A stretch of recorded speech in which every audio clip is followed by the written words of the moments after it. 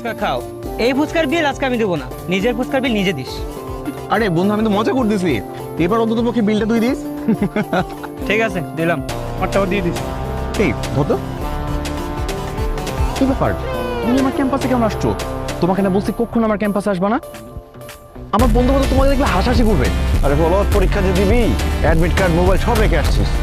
হ্যাঁ শোন, আগে প্রশ্নপত্র পড়বি, যে প্রশ্নটা ভালো করে পারবি সেটা আগে লিখবি, ঠিক আছে?